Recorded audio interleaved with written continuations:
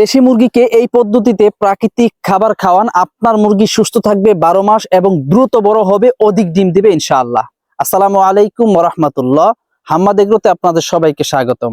আপনারা আমাদেরকে অনেক সময় জিজ্ঞাসা করেন যে কিভাবে আমরা কম খরচে অল্প খরচে দেশি মুরগি পালন করব।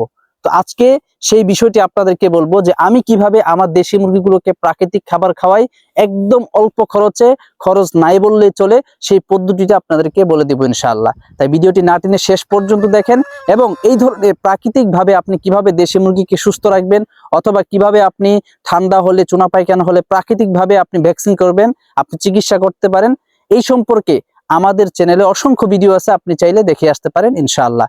আর যদি ভিডিওটি ভালো লাগে অবশ্যই একটা লাইক দিবেন, আপনার মূল্যবান মতামত কমেন্টে জানাবেন এবং এই ধরনের ভিডিও পেতে অবশ্যই আমাদের চ্যানেলটি সাবস্ক্রাইব করে আমাদেরকে উৎসাহ দিবেন ইনশাআল্লাহ। তাহলে চলেন ভিডিওটি শুরু করা যাক।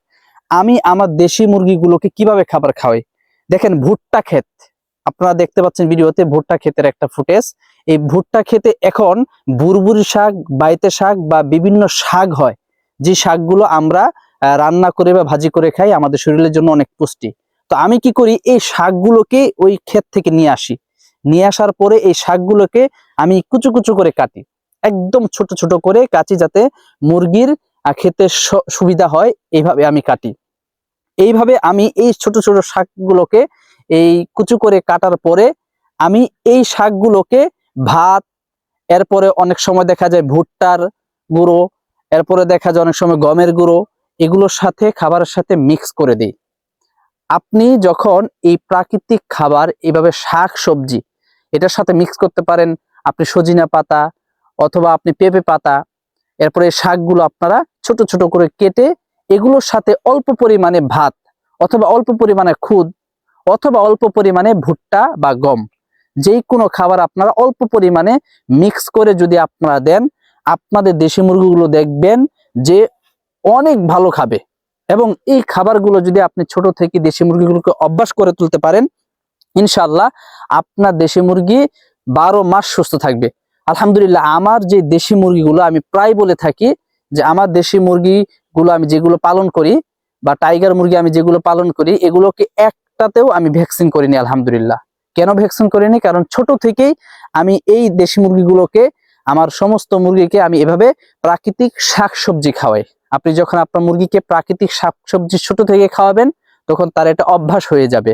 দেখবেন অন্যান্য খাবারের চাইতে এই শাকসবজিগুলো যদি আপনি কেটে দিবেন, এই শাকগুলো দেখবেন ভালো খাবে। আর এটা খাওয়ার দ্বারা তার কিন্তু শরীর সুস্থ থাকবে এবং শরীরের মধ্যে পর্যাপ্ত পরিমাণ ভিটামিন, মিনারেল, এরপরে আপনার পর্যাপ্ত পরিমাণ আয়রন, ক্যালসিয়াম পাবে। তো খুব দ্রুত এই মুরগিগুলো বড় হবে, সুস্থ থাকবে এবং কোনো ধরনের ভ্যাকসিন লাগবে না ইনশাআল্লাহ। তো আপনারা দেখলেন আমি কিভাবে এগুলো মিক্স করি।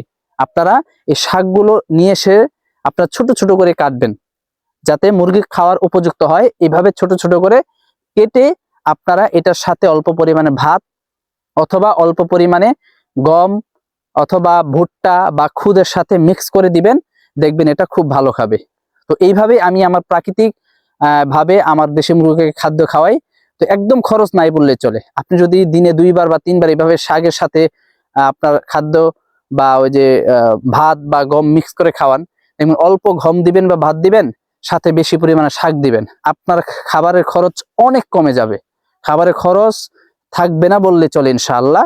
তো আপনারা এভাবে ট্রাই করতে পারেন ইনশাআল্লাহ। তাহলে আপনার দেশি মুরগিগুলো 12 মাস সুস্থ থাকবে এবং খুব দ্রুত বড় হবে এবং অধিক পরিমাণে ডিম দিবে ইনশাআল্লাহ। তো ভিডিওটি ভালো লাগলে অবশ্যই আমাদের চ্যানেলে সাবস্ক্রাইব করে এই ধরনের ভিডিও পেতে আমাদের সাথেই থাকবেন ইনশাআল্লাহ।